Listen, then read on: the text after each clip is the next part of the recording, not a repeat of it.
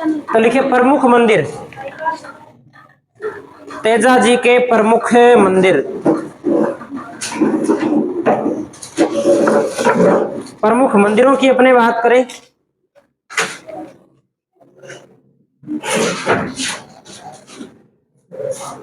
तेजाजी के प्रमुख मंदिर, प्रमुख मंदिरों में एक तो आप लिखिए सुरसुरा।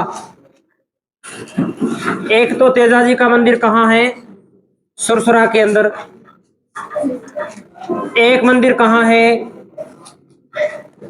खरनाल के अंदर। एक इनका मंदिर है सेंद्रिया ब्यावर के अंदर, सेंद्रिया ब्यावर में।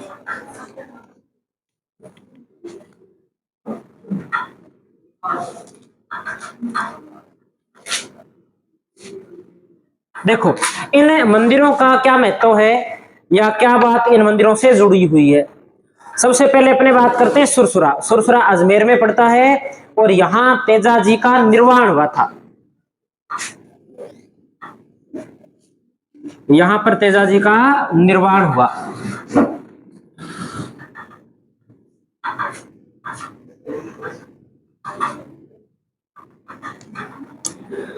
दूसरा अपने बात कर रहे हैं मंदिर खरनाल की। ये नागौर के अंदर है। यहां इनका जो अपने कह सकते हैं कि जन्म स्थल है और जन्म स्थल होने के कारण यहां पर इनका क्या बना हुआ है? मंदिर बना हुआ है। कहां पड़ता है खरनाल? नागौर में पड़ता है।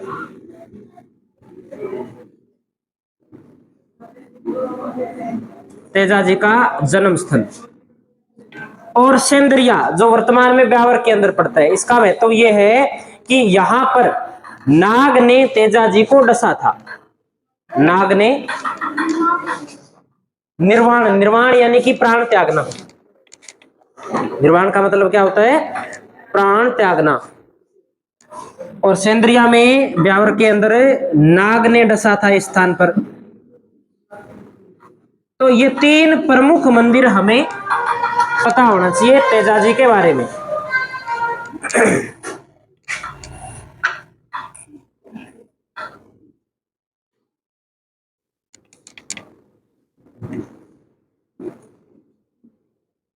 नोट कर लिया होगा सभी ने। अगले लोक देवता पढ़ते हैं इसके बाद हम। वीर कल्ला जी अगले लोक देवता के रूप में पढ़ते हैं हमें वीर कल्ला जी। देखो कल्ला जी के बारे में हम वैसे इतिहास में पढ़ते हैं, थोड़ा सा हम यहां पर भी पढ़ लेते हैं कि वीर कल्ला जी का जन्म 1544 ईस्वी में हुआ था। और जो इनका जन्म स्थान है वो है सामियाना गांव, मेड़ता के पास में नागौर के अंदर इनका जन्म हुआ था।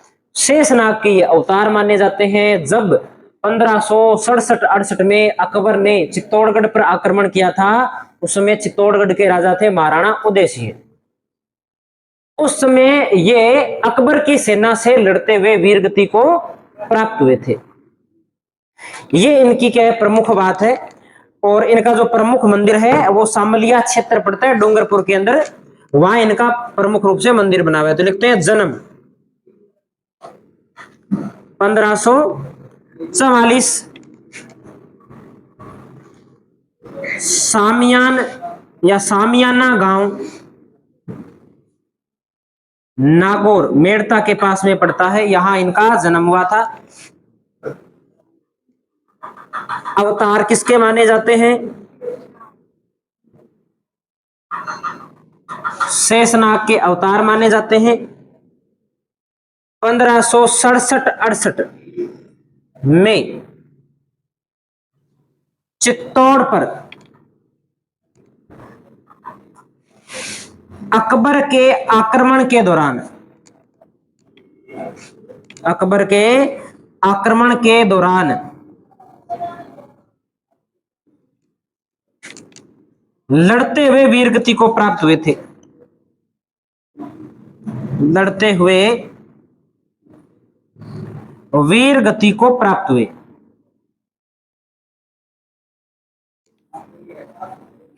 ठीक है। इनका मुख्य मंदिर हम नोट करते हैं, लिखिए मुख्य मंदिर मुख्य मंदिर है सामलिया क्षेत्र डूंगरपुर। मुख्य मंदिर सामलिया क्षेत्र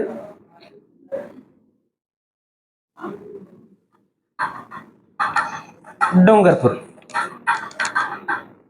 सामलिया क्षेत्र डूंगरपुर।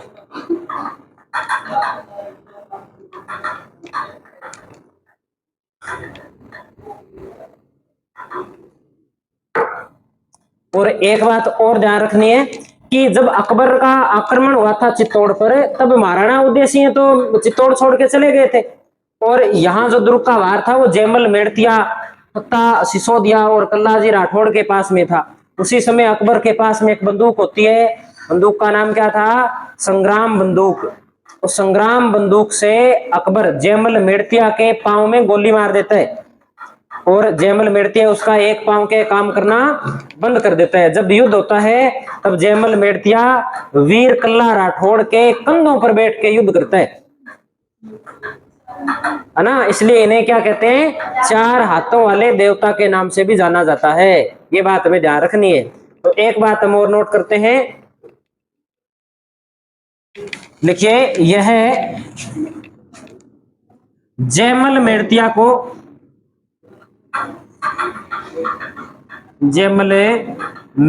को कंधों पर बिठाकर युद्ध लड़े,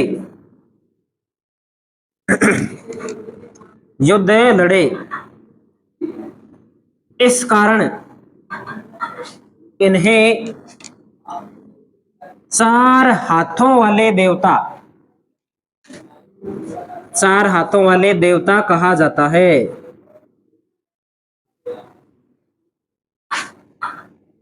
चार हाथों वाले देवता कहा जाता है, ये हमें ध्यान रखना है।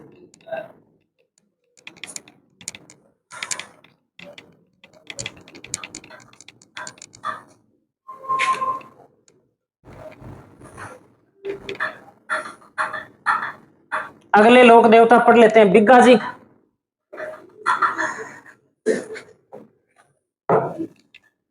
बिग्गा जी का नाम सुना है आप लोगों ने?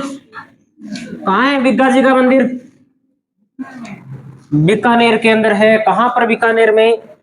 कौन से गांव में? रीडी बिग्गा गांव। बिग्गा जी के चेले बैठे हैं क्या?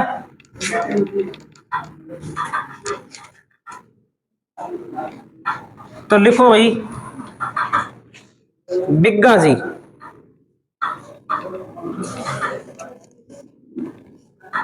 बिग्गा जी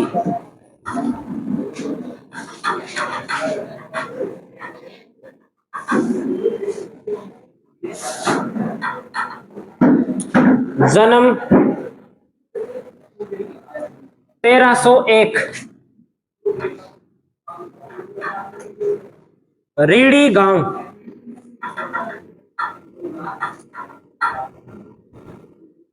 बीकानेर में इनका जन्म हुआ था। इनके बारे में जो इंपॉर्टेंट बात है सिर्फ हम वही नोट करते हैं। थोड़ी सी बात अपने जरूर कर लेते हैं कि इनके पिता का नाम था राव मोहन जी, और इनकी माता का नाम मिलता है सुल्तानी देवी।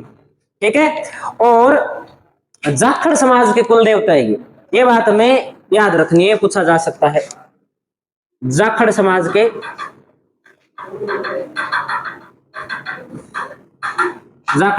कुल देवता, जाखड़ समाज के कुल देवता हैं। इसका मतलब ये नहीं है कि जाखड़ों के अलावा इन्हें और कोई पूछता नहीं, पूछते हैं, लेकिन कुल देवता है उनके, सभी जाखड़ है वो इन्हें पूछते हैं। अगली अपने बात करें कि इनका मेला कब भरता है, तो 14 अक्टूबर को भरता है। मेला कब भरता है? 14 अक्टूबर को। कौन से गांव में भरता है? बिग्गा गांव के अंदर, रीडी बिग्गा गांव। बीकानेर में इनका मेला भरता है। और ये लोक देवता के रूप में प्रसिद्ध क्यों हुए? क्योंकि इन्होंने गायों की रक्षा हेतु अपने प्राणों का बलिदान दिया था, इसलिए। ठीक है। कौन से युद्ध में वीरगति को प्राप्त हुए थे? तो एक युद्ध हुआ था राठाली जोहड़ी युद्ध। कौन सा युद्ध हुआ था? राठाली जोहड़ी युद्ध में गायों की रक्षा करते हुए वीरगति को प्राप्त हो गए। तो लिखेंगे यह राठाली जोहड़ी युद्ध में मुस्लिमों से गायों की रक्षा करते हुए, गायों की रक्षा करते हुए वीर गति को प्राप्त हुए। ये बात हम याद रखेंगे बिग्गा जी के बारे में। आगे हम नोट करते हैं बिग्गा जी के बाद में अगले लोक देवता के रूप में हरिराम बाबा के बारे में पढ़ लें थोड़ा सा। हरिराम बाबा जानते हो? राम बाबा को किसके देवता है? सांपों के देवता है। सांप अगर डस लेता है तो कहते हैं कि हरिराम जी के मंदिर पर धोख लगाने से या कोई झाड़ा डलवाने से ठीक हो जाते हैं, ऐसा माना जाता है। तो हम ज्यादा कुछ नहीं पढ़ करके जो मेन बात है वही पढ़ते हैं अपने हरिराम जी के बारे में। हरिराम बाबा, पहले तो मुझे ये बताओ कि हरिराम बाबा का मंदिर कहाँ है? जोरडा। जोरडा कहाँ है? नागौर में। ये बात, इनके मंदिर में सांप की बम्बी की पूजा होती है। सांप की बम्बी की पूजा होती है। क्या होती है सांप की बम्बी?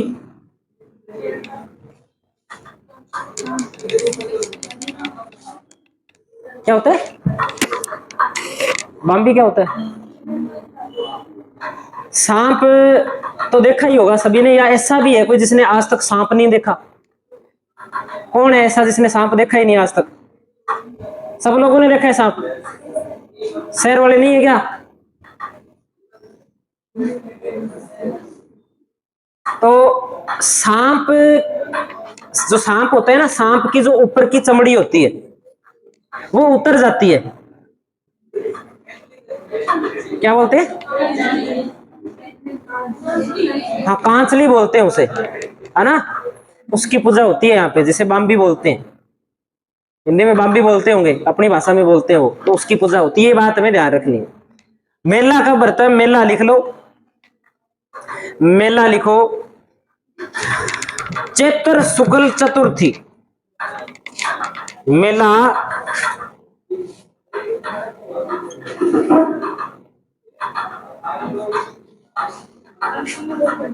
नहीं भरता, आपके यहाँ भरता है। वैसे तो हमारे यहाँ भी पंचमी को भरता है, लेकिन किताबों में नहीं भरता। मैं एक बार ये प्रश्न गलत करके आया था पंचमी के चक्कर में। भाद्रपद शुक्ल चतुर्थी, साल में 2 बार मेले भरते हैं। यहाँ पे जो मेले का जो किताबों में जो मतलब लिया गया है ना, वो जागरण से लिया गया है। जो यहाँ जो मुख्य मंदिर होता है वो जागरण होती है, वो चतुर्थी की होती है, ठीक है। और चतुर्थी के अगले दिन मान लो कि उस जागरण से मेला शुरू हो जाता है, जो अगले दिन तक शाम तक चलता रहता है। इस कारण किताबों में क्या मिलता है हमें? चैत्र शुक्ल चतुर्थी। ये हमें ध्यान रखना है, ये विशेष रूप से याद करना है हमें चतुर्थी। ये बार बार प्रश्न आता है, बार बार फिर प्रश्न गलत होता है, क्योंकि अपने तो धोख मंदिर पे पंचमी को लगाने जाते हैं,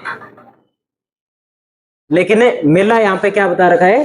चतुर्थी को बता रखा है। तो किताब के अंदर आरपीएससी चतुर्थी मानती है, तो हमें चतुर्थी याद करना है। अगले लोक देवता के रूप में लिखिए आप देव बाबा। देव बाबा, देव बाबा के बारे में 2 बार ध्यान रखेंगे।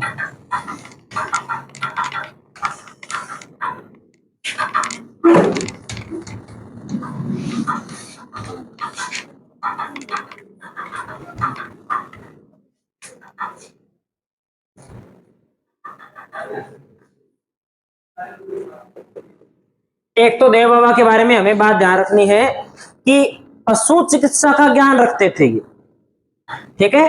तो लिखेंगे पशु चिकित्सा का ज्ञान रखने वाले देवता, पशु चिकित्सा का ज्ञान रखने वाले देवता।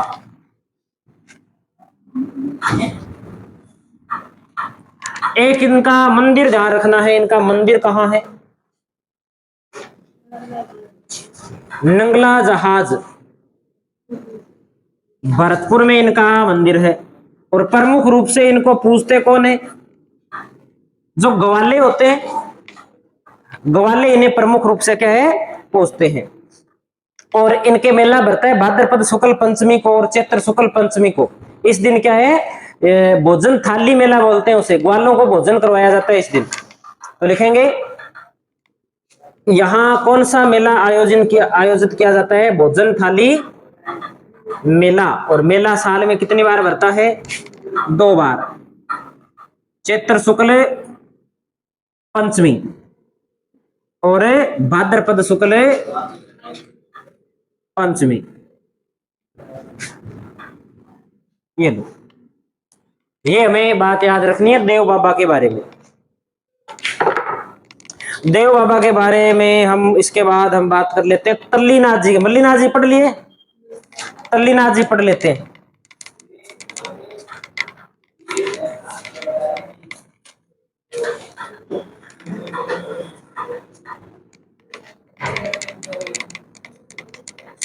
आगे पढ़ते हैं तल्लीनाथ जी।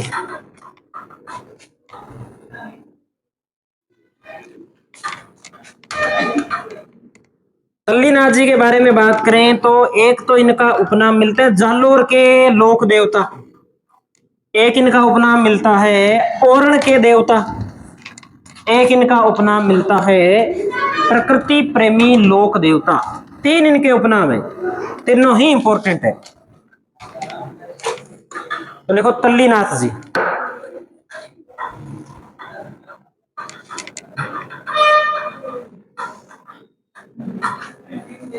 तल्लीनाथ जी में लिखिए आप जालोर के लोक देवता,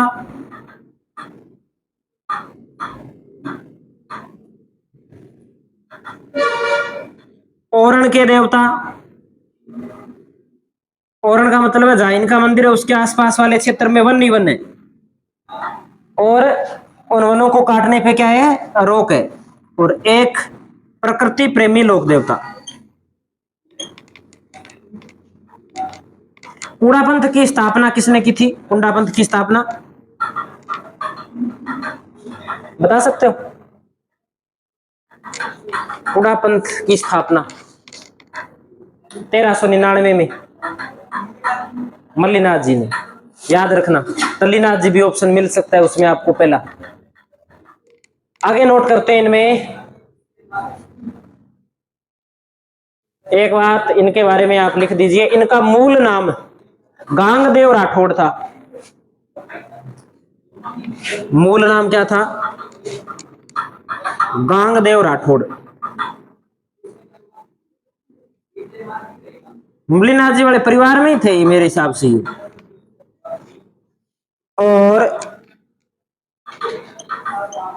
कीड़ा, कोई जहरीला कीड़ा काटता है ना, उसका इलाज करते, उनका डोरा बांधा जाता है इनके नाम का। जहरीला कीड़ा काटने पर इनके नाम का डोरा बांधा जाता है,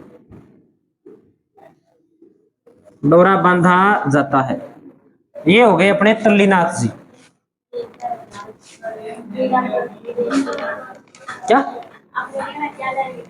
ये जहरीला कीड़ा काटने पर इनके नाम का डोरा बांधा जाता है।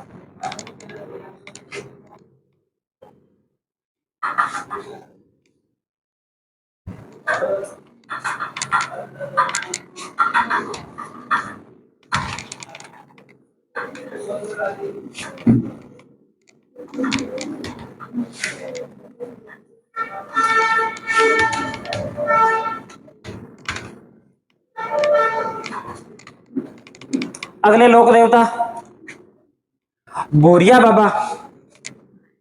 कौन से बाबा है? बोरिया बाबा। बोरिया बाबा की अपने बात करें तो गोडवाड़ के जो मीणा जाती है,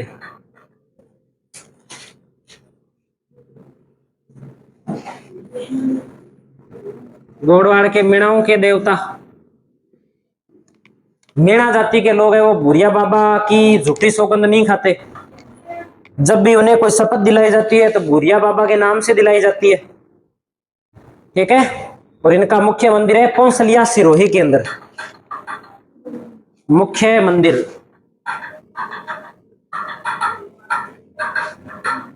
पौंसलिया।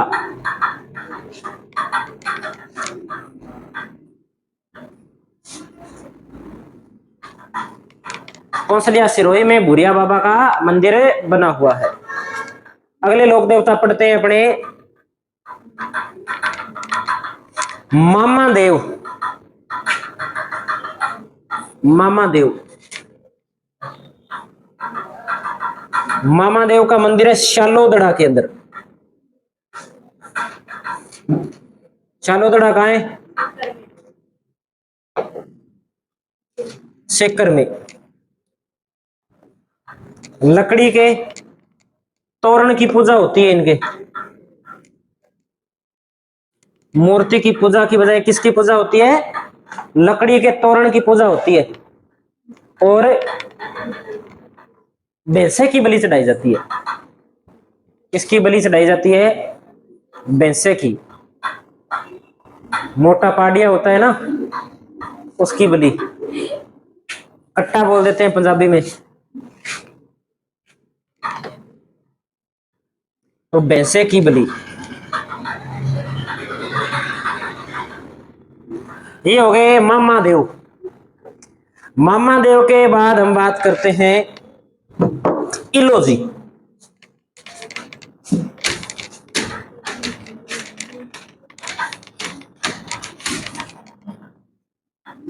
इलोजी को कहा जाता है छेड़छाड़ के देवता। छेड़छाड़ के देवता। और बाड़मेर में होली के अवसर पर, बाड़मेर में होली के अवसर पर इलोजी की सवारी निकाली जाती है। इलोजी की सवारी निकाली जाती है। ठीक है। इलोजी के बारे में कहा जाता है कि इलोजी है, ये होलिका के पति थे। किसके पति थे? होलिका। होलिका को जानते हो आप? किसकी बहन है? किसकी? हिरण्याकश्यप की बहन थी। और किसको अपने झोली में लेकर के आग में बैठी थी? प्रहलाद को। और कहते हैं होलिका को क्या वरदान था कि आग में जलेगी नहीं कभी, है ना? ये वरदान था, फिर भी होलिका है वो आग में जल गई थी। ऐसा ही था क्या कुछ? ठीक है। अगले लोक देवता के रूप में लिखिए बलजी भुर्जी। बलजी भुर्जी चाचा भतीजा थे बलजी और भुर्जी। बलजी भुर्जी ये पाटोदा सीकर के रहने वाले थे। गरीबों का भला करते थे, बड़े लोगों को लूटते थे, इसलिए इन्हें क्या कहा जाता है? शेखावाटी के रॉबिन हुड। ये प्रश्न पूछ लिया जाता है कई बार कि शेखावाटी के रॉबिन हुड किन्हें कहा जाता है? तो बलजी और भुर्जी को कहा जाता है। ऐसे ही सीकर के अंदर दो व्यक्ति और हुए, डूंगजी और जवार जी। दो व्यक्ति कौन हुए? डूंगजी और जवार जी। अगली बात थोड़ी सी हम कर लेते हैं डूंगजी जवार जी की।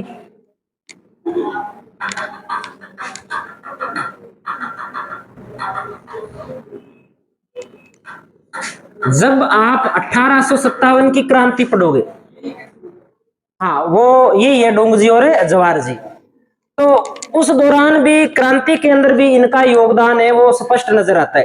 पहले कहते हैं कि ये सेना के अंदर थे, अंग्रेजों की सेना के अंदर भर्ती हुए थे, अच्छे पद पर भी थे, लेकिन देश की रक्षा हेतु इन्होंने पद त्याग दिया और लूटमार करने लग गए। अमीरों को लूट लिया, अंग्रेजों को लूट लिया, पैसा गरीबों के अंदर बांट दिया। सबसे ज्यादा जोधपुर और अजमेर के अंदर डाके मारे थे इन्होंने, लूटते थे। तो लिखते हैं मारवाड़ में हुई थी इनकी मृत्यु। लिखते हैं अपने, लिखिए जन्म बाठोट पटोदा सीकर,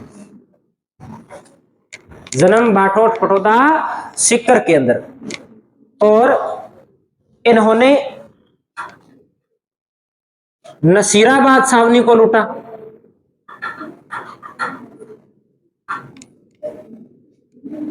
(1857) की क्रांति के समय छावनी थी क्या नसीराबाद? दूसरी बात लिखेंगे, अमीरों को लूटकर धन गरीबों में बांट दिया।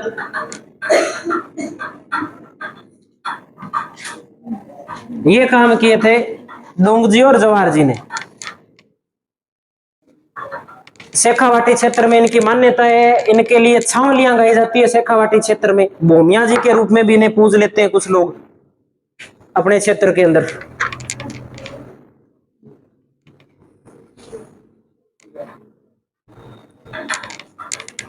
एक लोक देवता लिखिए आप, भूमिया जी। भूमिया जी भूमि रक्षक देवता के रूप में जाने जाते हैं।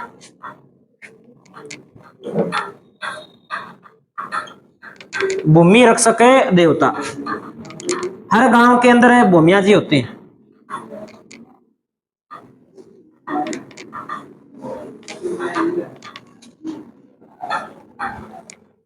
भूमि रक्षक देवता के रूप में भूमिया जी होते हैं। देवता बनने की प्रारंभिक जो चरण होता है मेरे हिसाब से, पहले पितर बनते हैं। पितर का जब प्रमोशन होता है तो वो भूमिया जी बन जाता है। भूमिया जी का कई बार प्रमोशन हो जाता है तो वो देवता बन जाते हैं। इस प्रकार से शायद इनका कोई सिस्टम है। और देवता की हाईएस्ट पोस्ट होती है, फिर वहीं से रिटायरमेंट होते हैं जब कभी होते हैं, है ना।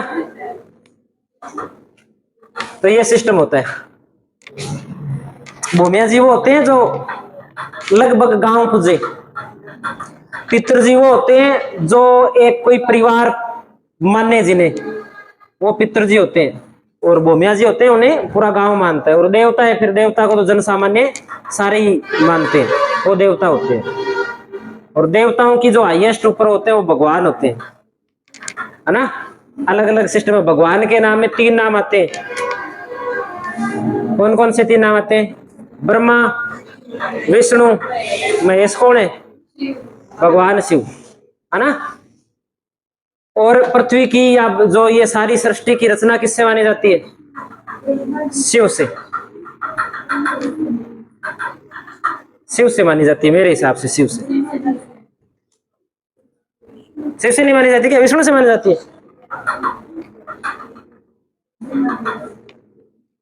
आदि अंत जिसमें होते हैं वो तो शिव माने जाते हैं। चलो जो भी है, अपने को थोड़ा ध्यान रखना है, सृष्टि चल रही है अब। सृष्टि का सर्जन भगवान शिव कितने महीने करते हैं? 4 महीने। 4 महीने सृष्टि का जो संचालन है वो कौन करते हैं? भगवान शिव करते हैं। कब से कब तक करते हैं बता सकते हो? कब से कब तक है? देवता उठते कब है, जागते कब है? देव उठनी 11 को। कब होती है देव उठनी 11? कार्तिक माह की कौन सी एकादशी को? शुक्ल पक्ष की एकादशी को, यानी कि दीपावली के 11 दिन बाद देवता उठते हैं, जागते हैं। अपने अपने ऑफिस को वापस ज्वाइन करते हैं, तब तक ड्यूटी होती है वो भगवान शिव की होती है पुराणिक ग्रंथों के अनुसार। ऐसा क्यों हुआ था? एक राजा बलि था, राजा बलि ने किसकी तपस्या की थी? भगवान विष्णु की तपस्या की थी। भगवान विष्णु प्रसन्न हो गए तो उनकी परीक्षा लेने के लिए उन्होंने कहा, भगवान विष्णु ने वामन अवतार के अंदर कि मुझे 3 पांव जगह दे दो। छोटे से बच्चे के रूप में आए, तो उन्होंने कहा कि 3 पांव जगह ले लो। तो कहते हैं कि 2 पांव रखे, उसमें पृथ्वी आकाश पाताल तीनों माप दिए उन्होंने। तीसरा पांव, तब भगवान विष्णु ने पूछा कि तीसरा पांव कहाँ रखूं? तब राजा बलि ने कहा कि इधर उधर देख के कि मेरे सर पे रख दो। तो तीसरा पांव कहाँ रख दिया? सर पे रख दिया। तो भगवान विष्णु और प्रसन्न हो गए। उन्होंने कहा कि कोई वरदान मांगो मेरे से। तब भगवान विष्णु से राजा बलि ने क्या वरदान मांग लिया कि आप मेरे साथ रहोगे आज से, है ना। भगवान विष्णु को ही मांग लिया उन्होंने। तो वरदान तो वादा किए तो वादा निभाना पड़ेगा। तो वादे के तहत राजा बलि के साथ में भगवान विष्णु पाताल लोक में रहने लग गए।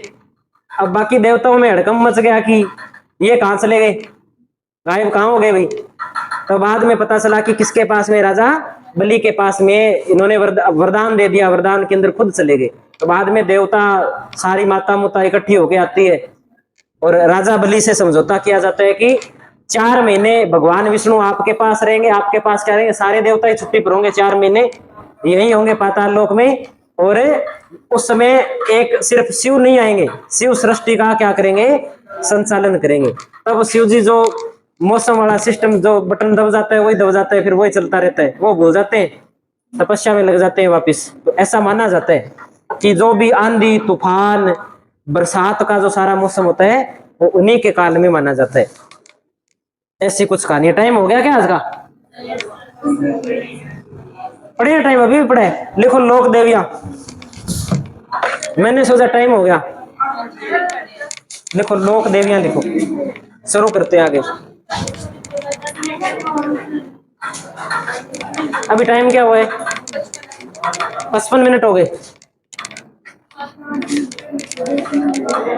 चलो कोई बात नहीं, आप हेडिंग लगा के छोड़ दो, लोक देवियां, राजस्थान की लोक देवियां। कल पढ़ लेंगे, फिर सोमवार कोई नया टॉपिक शुरू करते हैं। और एक काम क्या करना है, अगले टेस्ट में लोक देवता लोक देवियां, लोक देवता सिखवाल वाली बुक से पढ़ने सारों को। जितने भी लोक देवता, लगभग कोई एक आधा और दिया होगा, इतने की दिए, ज्यादा नहीं दिए उसमें। तो एक बार उस बुक से आपको पढ़ना है।